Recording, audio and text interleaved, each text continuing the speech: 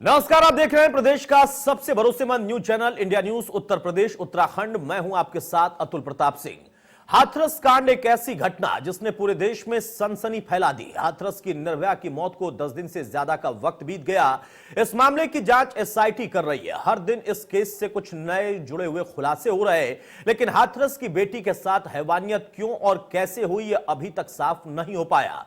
वहीं इलाहाबाद हाईकोर्ट ने हाथरस कांड के पीड़ित परिवार को प्रशासन द्वारा अवैध रूप से बंधक बनाकर रखने के आरोप को लेकर दाखिल याचिका खारिज कर दी है। पीड़ित परिवार के लोगों को स्वतंत्रता पूर्वक कहीं भी आने जाने की अनुमति देने या लोगों से मिलने जुलने की छूट देने की मांग में दाखिल बंदी प्रत्यक्षीकरण याचिका पर हस्तक्षेप करने से इनकार करते हुए कोर्ट ने कहा कि उच्चतम न्यायालय में मामले की सुनवाई चल रही। वहीं इससे पहले पीड़ित परिवार और मुख्य आरोपी के बीच हुई 100 से ज्यादा फोन कॉल की सीडीआर भी सामने आई है। उसके बाद आरोपियों ने जेल से चिट्ठी लिखकर खुद को निर्दोष बताया। जेल से जारी चिट्ठी में कई अहम सवाल भी खड़े किए गए हैं। इनके जवाब खोजना शायद जांच एजेंसियों का हिस्सा अब बने, मगर एक अहम सवाल यहां खड़ा हो रहा कि चिट्ठी का ज्ञान आरोपियों के खुद के दिमाग की उपज है या किसी ने कानूनी राय लेकर उनको यह ज्ञान दिया है। यह सवाल इसलिए भी खड़ा हो रहा कि चिट्ठी का मजमून कानूनी ज्ञान से ओतप्रोत है और चिट्ठी जेल से जारी होने के चंद घंटों के बाद ही लीक हो जाती है। फिर यह कैसी गोपनीयता है। वहीं पीड़िता के भाई की वो तहरीर भी सामने आई है जो उसने 14 सितंबर के दिन पुलिस को दी थी। इसमें रेप जैसी घटना का कहीं कोई जिक्र नहीं मिला। वहीं वारदात से जुड़ा एक वीडियो भी वायरल हो रहा जो कि वारदात के तुरंत बाद का बताया गया। इसमें दराती पीड़िता की चप्पल और बिखरी हुई घास दिख रही है। वहीं एसआईटी ने अब जांच का दायरा पीड़ित और आरोपियों के परिवार वालों से आगे बढ़ा दिया है। एसआईटी ने गांव के 40 लोगों को बुलाया था, पूछताछ के लिए नोटिस भेजा है। एसआईटी टीम इनसे पूछताछ कर रही है। ऐसी उम्मीद की जा रही है कि गांव के लोग इन दोनों परिवार वालों के बारे में कुछ नए खुलासे भी कर सकते हैं। लेकिन वारदात के तुरंत बाद के वीडियो वायरल होने के बाद एक बार फिर से कई सवाल खड़े हो गए कि आखिर कैसे आरोपियों ने वारदात को अंजाम दिया, जबकि पीड़िता की मां वहीं खेत में घास काट रही थी। पहले हम आपको वीडियो दिखाते हैं जो वारदात के तुरंत बाद का बताया जा रहा है, ऐसा दावा कर रहे हैं।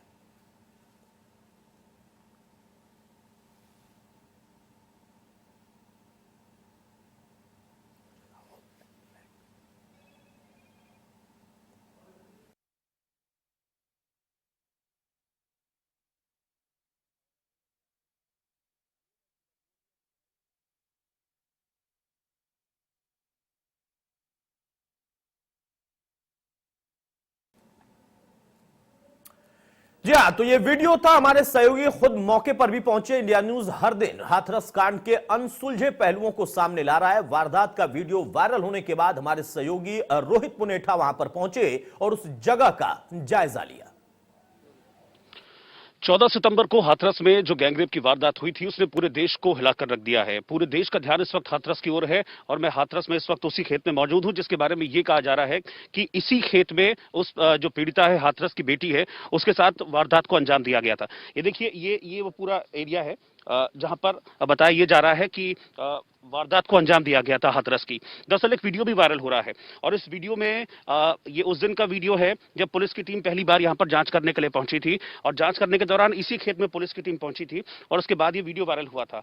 अब जो जानकारी मिल रही है, जानकारी के मुताबिक ये जो आप देख रहे हैं, ये अभी तो आपको दिखेगा ये जो सब फसल है, ये जो फसल है यहाँ की, ये बाजरे की फसल है, ये सब सूखी हुई है। लेकिन उस दिन वो फसल ऐसे ही जैसे लहलाती हुई फसल है, इसी तरह से बिल्कुल हरे फसल के जो ये पौधे हैं बाजरे के, वैसी फसल खड़ी हुई थी। लेकिन पीड़िता को वहां से घसीटते हुए, ये देखिए, ये बताया जा रहा है कि उस दिन पीड़िता यहाँ पर थी और घास वगैरह कुछ इकट्ठा करने के लिए आई थी और जब वो घास इकट्ठा कर रही थी उसी क्रम में कुछ जो आरोपी हैं, जैसा कि 4 आरोपियों के नाम सामने आ रहे हैं, रवि, रामू, लवकुश और संदीप, वो आरोपी आए और यहाँ उन्होंने पीड़िता को अकेला पाकर उसको यहां से घसीटा। और देखिए ये जो गिरी हुई फसल है, ये बता रही है साफ तौर पर कि यहाँ क्या हुआ होगा, किस तरीके से उसको घसीटा गया होगा। देखिए, जब भी किसी को घसीटेंगे तो ये जो पेड़ हैं, ये बाजरे के जो पौधे हैं, ये ऐसे टूट जाएंगे। ठीक ऐसा ही वहां से यहाँ तक भी हुआ है। यहाँ पर उसको घसीटते हुए लाए गए और फिर ये अंदर, ये देखिए, यहाँ अंदर ले जाकर जो वारदात है उसको अंजाम दिया गया। हालांकि एसआईटी इस मामले की जांच कर रही है और उम्मीद की जा रही है कि जो वीडियो वायरल हो रहा है वो एसआईटी अपनी इस जांच में इस वीडियो को भी शामिल करेगी और जो वायरल वीडियो है उसकी सत्यता क्या है उसको परखने की भी एसआईटी कोशिश करेगी। जो वायरल वीडियो है उसमें यह भी बताया गया है, उसमें दिखाया गया है कि यहाँ पर दराती कहीं पड़ी हुई थी, वहां पर एक चप्पल पीड़िता की पड़ी हुई थी। यानी कि उस वायरल वीडियो से एक बात तो साफ है कि इसी जगह पर पीड़िता के साथ वो दरिंदगी हुई थी, जैसा कि आरोप लगाया जा रहा है। अब एसआईटी इस मामले में जांच करती है। सवाल यह है कि क्या एसआईटी आज यहां पर आएगी, आज जो यहां से सर्कमस्टेंशियल एविडेंस मिल सकते हैं एसआईटी को, क्या वो सर्कमस्टेंशियल एविडेंस जो है वो एसआईटी की टीम जुटाएगी, या फिर जो पीड़ित हैं या आरोपी पक्ष है उनको एसआईटी अपने पास बुलाती है पूछताछ के लिए। क्योंकि जैसा कि हमारी जानकारी है, पहले ये जानकारी मिल रही थी कि कल जो बीत गया उस दिन एसआईटी पूछताछ कर रही, लेकिन कल ऐसा कुछ नहीं हुआ, कल किसी तरह की कोई पूछताछ नहीं हुई। आज ये जानकारी मिल रही है कि करीब 40 आरोपी, जो 40 लोग हैं गांव के हैं, उसमें गांव के किसान हैं, उसमें इन खेतों के आसपास के जो लोग हैं जो उस वक्त यहाँ पर खेती कर रहे थे या अपने किसी काम की वजह से यहाँ पर थे, उन लोगों के नंबर हैं। उन लोगों से पूछताछ करेगी एसआईटी की टीम और फिर ये जानने की कोशिश करेगी कि क्या वो दरिंदगी इसी जगह पर हुई थी, उस दरिंदगी में कौन कौन शामिल था। जैसे कि 4 आरोपी गिरफ्तार किए गए हैं, उन 40 आरोपियों से पूछताछ करेगी, सबके नंबर एसआईटी के पास हैं। एसआईटी उनसे पूछताछ करेगी आपने क्या देखा, क्या सच्चाई है उस दिन की घटना की, ये तमाम चीजें हैं। क्योंकि इंडिया न्यूज भी यहाँ पर मौजूद है, सच जो है उस पर से पर्दा हटाने के लिए कि एग्जैक्टली 14 सितंबर को क्या हुआ था, जो आरोप पीड़ित का परिवार लगा रहा है, क्या वाकई इस तरह की घटना हुई थी, गैंगरेप की वारदात को अंजाम दिया गया था। क्योंकि लगातार जो आरोपी परिवार है वो बचने की कोशिश कर रहा है, कभी चिट्ठी लिखता है, कभी खुद को निर्दोष बताता है, कभी उनके समर्थन में पंचायतें होती हैं। तो सच क्या है, सच क्या है हाथरस की घटना का, क्या हुआ था उस दिन उस बेटी के साथ, और क्या एसआईटी इस जांच करके इसकी सत्यता का, इसके सच का पता लगा पाएगी। हाथरस से कैमरामैन अजय के साथ रोहित पुनेठा, इंडिया न्यूज। बहरहाल तो मेरे सहयोगी रोहित पुनेठा ने उस जगह का जायजा लिया जो वीडियो के हिसाब से दावा किया जा रहा है कथित तौर पर कि ये वो जगह थी, बाजरे का एक खेत, और यहां पर इस वारदात को अंजाम दिया। हालांकि पुलिस से दावा कर रही है कि चंद मीटर की दूरी पर उस वक्त पीड़िता की मां भी थी और दोनों एक साथ ही वहां पर पहुंचे थे घास लेने के लिए, घास काटने के लिए, इकट्ठा करने के लिए। इसलिए कम से कम इस तरीके की घटना वहां पर हो जाए और उसका खुलासा तुरंत ना हो, जानकारी ना मिले, यह स्पष्ट नहीं है। रोहित पुनेठा हमारे सहयोगी वहां पर पहुंचे हुए थे और रोहित ने उस जगह का जायजा भी लिया और कुछ ताजा अपडेट भी हैं। रोहित, भी कॉन्क्रीट एविडेंस उनको अभी तक नहीं मिला है, कॉन्क्रीट एविडेंस जिसमें इस बात को एस्टेब्लिश किया जा सके कि पीएफआई की ओर से जो फंडिंग की गई है, अस्थिर करने की फंडिंग की गई, इस तरह की कोशिश की गई है, इस तरह की बात कही जा रही है। लेकिन अब सवाल बड़ा ये है गौरी कि ये बात आई कहां से, ये चीज आई कहां से। इसको हम ये मान सकते हैं कि कहीं ना कहीं जो है ये जो जांच चल रही है इस पूरे मामले में, हाथरस मामले में जो प्रोब चल रहा है, क्या उसको अस्थिर करने की कोशिश की गई है, ये एक बड़ा सवाल है। क्योंकि ये आपने देखा होगा कि जब फोकस था, जब पीएफआई का जो एंगल सामने आया, पूरी तरीके से फोकस है वो दूसरे एंगल पे बिल्कुल चला गया, वो एकदम से टर्न आउट हो गया।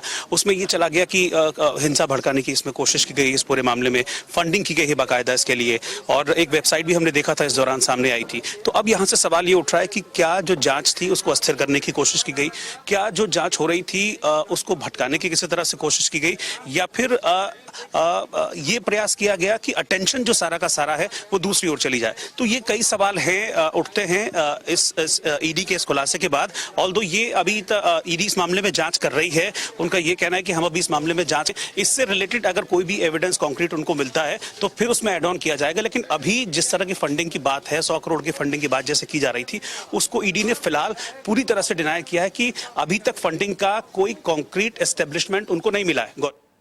जी हाँ, बिल्कुल देखा, रोहित पुनेठा हमारे सहयोगी जानकारी दे रहे थे और आप देख रहे हैं कि वहां पर पुलिस वालों का जमावड़ा भी और एसआईटी की टीम, जो 40 गांव के अलग अलग लोग हैं जो कि कथित तौर पर या तो उस जगह के आसपास थे या फिर उनको कोई जानकारी इस परिवार की पुरानी रंजिश के बारे में या कथित इस घटना के बारे में या इस वारदात के बारे में हो सकती है, वो जानकारी भी एसआईटी की टीम इकट्ठी कर रही है।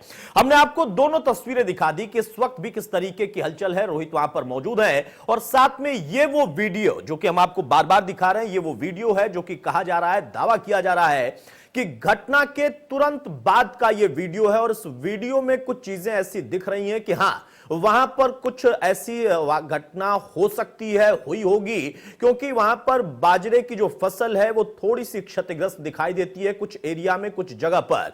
अब यहां पर यह घटना किस तरीके की हुई है, उस बीच में आरोपियों की चिट्ठी का आना, आरोपियों ने बहुत कानूनी तौर पर अपनी बात रखी है और उसके साथ साथ जो मुख्य आरोपी संदीप है उसका यह स्वीकार करना कि हां मेरी बातचीत थी, मेरे संबंध थे उस पीड़िता से, लेकिन इस पूरे प्रकरण में उसने उल्टा भाई यानी पीड़िता का भाई और उसके साथ साथ पीड़िता की मां पर भी आरोप लगाया है। अब यहां पर मामला उलझता चला जा रहा है। एक तरफ जहां पर यह घटना घटित हुई है उसमें क्या सत्यता है, किस तरीके से इस घटना को अंजाम दिया, उसकी वजह क्या थी और अगर दोस्ती थी तो फिर इस तरीके की घटना का 3 लोगों के साथ मिलकर अंजाम देने का मकसद क्या था, इसके पीछे की वजह क्या है।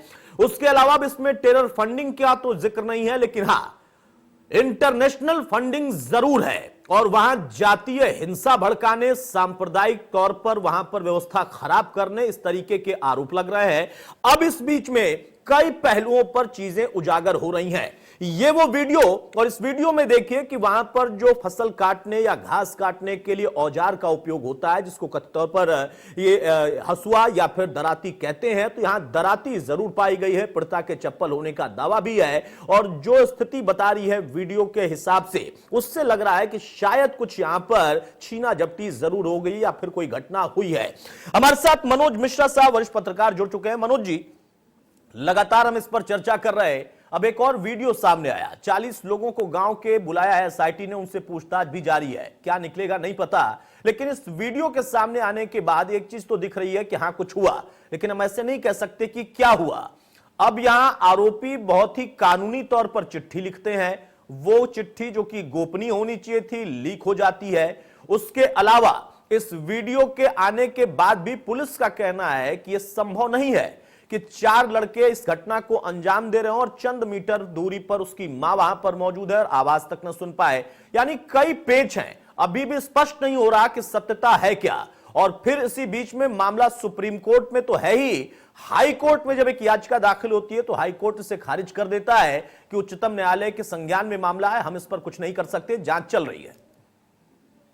अतुल जी, 14 सितंबर को इस घटना के घटित होने के बाद या दूसरे शब्दों में ये कहें कि जब पीड़िता की मृत्यु हुई और उसके लाश जलाने से लेकर के आज हम 9 अक्टूबर की बात कर लें तो प्रतिदिन एक नई खुलासा, नई खबर और कई तरफ से चीजों को एंगल से देखा जा रहा है। जो चिट्ठी पुलिस अधीक्षक को लिखी जाती है वो चिट्ठी पुलिस अधीक्षक से पहुंचने से पहले आरोपियों को लीक हो जाती है, जब मीडिया या हमारे हाथ के सामने आती है। 40 गांव के 40 लोगों के एसआईटी टीम का बयान और जो वीडियो जिसका भी आप जिक्र कर रहे थे कि खेत में चप्पल, हथिया या बाकी चीजों का मौजूद होना, फिर आरोप प्रत्यारोप के बीच में आप देखिए पहले इस तरीके की संवेदनशील घटनाओं में तो भाई हमने ये देखा है कि विपक्ष का प्रयास या हमारा आपका प्रयास वो होता था कि आरोपी को कड़ी से कड़ी सजा मिले। बिल्कुल, पहले और आज में बहुत अंतर आ गया। मनोज जी, मैं आपको तुरंत रोक रहा हूं, जरा डीआईजी क्या कह रहे हैं, चूंकि पहुंच चुके हैं, हाथ सुनते हैं जरा। किया जाता है हमारे सत्ता की मैंने पूर्व में भी बताया था और वरिष्ठ अधिकारी भी यहाँ पर आके गए हैं और इसको नियमित रूप से देखा जा रहा है, आकस्मिक रूप से भी देखा जा रहा है। यहाँ पे जैसा आपको विदित है सीसीटीवी कैमरास लगाए गए हैं और साथ ही साथ आपने खुद ने भी देखा होगा यहाँ पे अलग बैरियर्स ड्यूटी, शिफ्ट ड्यूटी और परिवारजनों के साथ एक तरह से शेडो ड्यूटी हर चीज़ की लगाई गई है और इन्हीं सब चीज़ों को लगातार रूप से निरीक्षण करने हेतु, फोर्स की ब्रीफिंग हेतु मैं यहाँ पर आया हूँ और अभी यहाँ जो संबंधित अधिकारी इनको आवश्यक दिशा निर्देश जो कंप्लायंस हुई है उनकी कंप्लायंस चेक करेंगे और कोई और कुछ चेक करना होगा तो देखेंगे। साथ ही साथ जो हमारी फोर्स यहाँ पे तैनात है उनके वेलफेयर हेतु जो व्यवस्था है उसको भी चेक किया। हमने पीड़िता के परिवार से बात की, उन्होंने कहा सुरक्षा से हम संतुष्ट हैं, लेकिन 12 तारीख को सोमवार को जो इनको अलीगढ़ जाना है कोर्ट में, उसको लेकर असमंजस है कि हम एक गाड़ी में जाएंगे, सभी परिवार के सदस्य एक ही गाड़ी में होंगे। सुरक्षा कारणों को लेकर थोड़ी घबराहट है, डर है, संशय है। जी, जो आपने प्रश्न पूछा उस संदर्भ के अंदर जो यहाँ का जो स्थानीय प्रशासन और पुलिस इसके अंदर जो है निर्णय लेगी और जो भी औचित्यपूर्ण निर्णय। ठीक है, डीआईजी को आप सुन रहे थे और उनका कहना है कि तमाम जो पहलू हैं उसको मॉनिटर करने के लिए मैं यहां पर आया हूं, बाकी जांच कर रही है टीम और जांच को भी आगे बढ़ाया जा रहा है, उस पर भी अगर कुछ होगा तो आगे अपडेट करेंगे। मनोज जी, अपनी बात बहुत जल्दी से आप पूरी करें। अतुल जी, मैं वही कह रहा था कि मॉनिटरिंग और ऑब्जर्वेशन के साथ नई नई चीजें जिस तरीके से आ रही हैं कि आरोपी और पीड़िता दोनों को हम परिवार की बात कर लें और गांव के लोग कहीं न कहीं बयानों में नए नए खुलासे कर रहे हैं, तो करने के बजाय अतुल जी पेच उलझता जा रहा है। और इस उलझी हुई पेच में आपने और हमने देखा होगा कि इस तरीके के केस में चाहे विपक्ष हो चाहे हम और आप हो, कोशिश ये करते थे कि पीड़ित परिवार को राहत मिले और आरोपी को कहीं कहीं कड़ी से कड़ी सजा मिले। लेकिन दोनों चीजें पीड़िता के खत्म हो जाने के बाद जिस तरीके से नई घटनाएं, नई राजनीति रोज मोड़ ले रही है, और दूसरा शब्द में अतुल भाई हम ये कहेंगे कि ये संवेदनशील मामला है, बलात्कार का मामला है, लेकिन राजनीतिक पार्टियों को उपचुनाव और इलेक्शन दिख रहा है। मनोज जी, अब इसमें आप देखिए चाहकर भी कुछ नहीं कर सकते, क्योंकि हमने देखा है कई बार तो अब मीडिया के अंदर भी इस तरह की चीजें हैं या हम पर भी आरोप लगता है। हालांकि हम बहुत ही जिम्मेदारी के साथ बैलेंस तरीके से इन तमाम चीजों को दिखा भी रहे हैं और उस पर सवाल अगर पूछ रहे हैं तो उसकी भी जिम्मेदारी लेते हुए पूछ रहे हैं। लेकिन जो राजनीति वाला एंगल है उसमें आप यहां पर किसी को भी कुछ नहीं कह पा रहे। हर एक व्यक्ति का अपना लोकतंत्र में चूंकि अधिकार है और वो नेता है तो अधिकार का दायरा शायद और बढ़ जाता है। अब यहां पर कई पहलू उजागर हो रहे हैं। साजिश है, इंटरनेशनल साजिश है, फोटो सेशन कराना था, कुछ लोग चाहकर भी नहीं करा पाए क्योंकि विदेश में फंस गए। तमाम तरह की बातें और आरोप प्रत्यारोप है दोनों तरफ से चल रही है। लेकिन अब जिस दिशा में यह मामला जा रहा मनोज जी, वहां पर वाकई क्या वो बात उभर कर आ रही है कि हां कुछ ऐसा हिडन है जो दोनों तरफ से छिप रहा है? तो भाई मैं यही बात आपसे कहना चाह रहा हूं कि जिस तरीके से विगत 3-4 दिनों में सरकार की तरफ से या विपक्ष की तरफ से पीएफआई से लेके भीम आर्मी से लेकर के या विदेशी फंडिंग को लेकर के कई चीजें उलझती और सुलझती नहीं दिख रही हैं। और बिल्कुल आप ठीक कर दे कि हम आरोप प्रत्यारोप की बातें इसलिए कह रहे हैं कि दरअसल राजनीति भाई किसी भी अपराध में, हम इसको अपराध की श्रेणी की बात कर ले, संवेदनशीलता की बात कर ले, उस पर जिन चीजों की मांग होनी चाहिए उससे इतर सारी मांग हो रही है। खाप पंचायतें हो रही हैं, भीड़ जुट रही, लोग रैली कर रहे हैं। भाई मकसद क्या है? अगर आप पीड़ित परिवार को न्याय दिलाना चाहते हैं, आप उसके लिए संघर्ष करिए। लेकिन हजारों की संख्या में इस कोरोना महामारी में जहाँ की आपको सारी चीजें पता है, तो दोनों पक्ष कुछ न कुछ बताने, सरकार प्रथम दृष्टया अतुल जी छुपाने की कोशिश में ही इस केस को इतना हाइप मिला, मीडिया को नहीं जाने देना। स्थानीय प्रशासन ने बहुत सारी भूल और चूक की है, उसका फायदा कहीं से विपक्ष को मिलता दिख रहा। जी हमारे साथ पीएन शर्मा हमारे सहयोगी भी है हाथरस से। पीएन, टीम भी वहां पर पहुंची है, तमाम अधिकारी हैं। 40 लोगों से पूछताछ की जा रही है। कौन है ये लोग? गांव से जुड़े हुए, क्या सिर्फ गांव से जुड़े हैं या कथित तौर पर जहां पर घटना को अंजाम दिया उस वक्त अगल बगल के खेतों में इनमें से कोई था जो कि काम कर रहा था, या बातें वहां पर इस तरीके की निकल कर आ रही हैं? जी अतुल जी बता सकते हैं आपको। जो अभी 40 लोग कौन हैं, कैसे इनको किया गया है, ये केवल एक सूत्र है, क्योंकि आधिकारिक जानकारी हमें नहीं प्राप्त हो पा रही है कि आखिर किन लोगों को इनके द्वारा नोटिस दिया गया है। वो सीधा सा कहा जा सकता है कि जो राजनीतिक स्टंट ये बनाया गया था उस स्टंट के वही राजनीतिक स्टंट है और फिर नए नए खुलासे हुए हैं, चाहे वो कॉल डिटेल का मामला निकल के आया हो और ये सारी चीजें हैं, इन्हीं चीजों से निकल के जो आई हैं चीजें। इसके बाद में जो एसआईटी की टीम जांच कर रही है, और ऐसा नहीं है कि केवल एसआईटी की टीम के पास ही ये चीजें हैं, साथ में सीबीआई की जब से मुख्यमंत्री द्वारा एक सिफारिश की गई है सीबीआई जांच के लिए, तो उसके बाद परिवार का बयान बदल देना और जो राजनेता हैं उनका आना लगातार जारी रहना और जो स्वराज जीवन है उनका भड़काऊ कोशिश करना, भड़काऊ भाषण देना, तो ये सारी चीजें ऐसा मिला के इस पूरे जो ट्रेजेडी थी उसको एक रोमांचक या कह सकते हैं कि वो बना देती है, जिसमें अलग अलग लोगों के अलग अलग बयान आते हैं। वहीं परिवार भी अपने भाषणों को बदलता रहता है।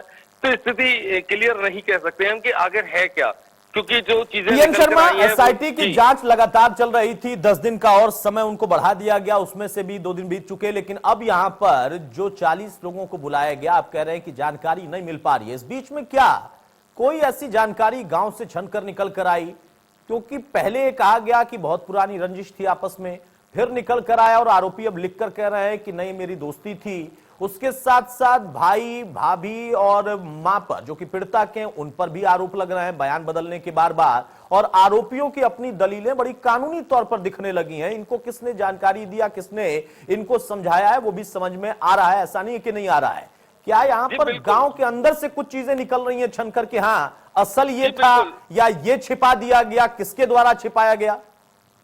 जी बिल्कुल, जो चीजें आ रही हैं, क्योंकि जितने आप लोगों से अब मिलते जा रहे हैं उनमें से नई नई चीजें निकल के आती जा रही हैं। सबसे बड़ी चीज ये निकल के आई है वो ये है कि इन दोनों के बीच में प्रेम प्रसंग का मामला था, जिसके तहत कई ये कह सकता हूँ गांव वाले ही नहीं, कुछ राजनीतिक दल जो आए हुए थे उनका सीधा सीधा कहना है कि ये ऑनर किलिंग का मामला है, जो भाई के द्वारा इसको कहीं ना कहीं मारा गया, क्योंकि वहां जो दरांती मिली है और सारी चीज मिली है वो साफ स्पष्ट करती हैं कि जो घास काटने के लिए माँ भी वहां मौजूद थी, सारी चीजें मौजूद थी। यदि ऐसा कोई घटनाक्रम हुआ होता तो सारे गांवों को पता होता, लेकिन जब ये ही लोग अपना वहां तक थाने तक जाते हैं और जो भाई के द्वारा एक एप्लीकेशन तहरीर के रूप में दी जाती है उसमें कहीं ऐसा रेप का जिक्र नहीं होता है, केवल यही मामला सामने आता है कि मारपीट की गई, जान से मारने की कोशिश की गई है। तो ये सारी चीजें निकल के जो आती हैं वो एकदम बदलाव कर देती हैं कि जो मामला फंसाया गया था, क्योंकि 2001 में ये मामला रहा था इनके बीच में, ऐसी एक्ट के तहत ये जेल भी जा चुके थे, जो आरोपी जो परिवार है वो इनके मामले में जेल भी जा चुका है। तो इसके बाद में जो कॉल डिटेल्स हैं ये कहते हैं कि दिहाड़ी मजदूरी के लिए हम बात किया करते थे या वैसे बात किया करते थे, तो एक चीज स्पष्ट हो जाती है कि 4-4 घंटे 5-5 घंटे के लिए दिहाड़ी मजदूरी की बिल्कुल बातें सही। नहीं और हो एक सकती एक दिन में 19-19 बार भी बात, हालांकि ये देखिए सारी चीजें हम फिर से जिम्मेदारी से कह रहे हैं कि मामला एसआईटी के जांच के दायरे में है, सिफारिश सीबीआई जांच की भी है, मामला सुप्रीम कोर्ट के संज्ञान में है। हम कम से कम उस तरीके का मीडिया ट्रायल नहीं करेंगे। अगर कोई पीड़िता के साथ दुर्व्यवहार हुआ है, गलत हुआ है, तो सच्चाई सामने आनी चाहिए। अगर कुछ और एंगल है तो वो भी सच सामने आना चाहिए, क्योंकि इस पर लोग राजनीतिक रोटियां सेक रहे हैं और यहां पर ऐसे तमाम ऐसे वाकये भविष्य में भी हो सकते हैं। अगर यहां पर सच्चाई सामने नहीं आई तो फिर आगे भी ऐसी घटनाएं होंगी और उसको राजनीति का आधार बनाया जाएगा। मनोज जी, अब यहां पर कई चीजें हैं और उसमें जो स्पष्ट तौर पर एक इनपुट निकल कर आया कि वाकई कुछ गड़बड़ी थी, उसमें सबसे बड़ी लापरवाही या सबसे लूपहोल हम पहले प्रथम दृष्टया यही देखे ना कि ये चीजें बेसिक तौर पर अगर पहले ही थोड़ी सक्रियता शासन प्रशासन सरकार ने दिखाई होती या लोकल प्रशासन ने गंभीरता दिखाई होती तो छिप नहीं पाती, तब से ये ट्रेस हो जाती। आज इतने लंबे समय के बाद इस पर चर्चा ऐसे नहीं होती और ना ही किसी को मौका मिलता।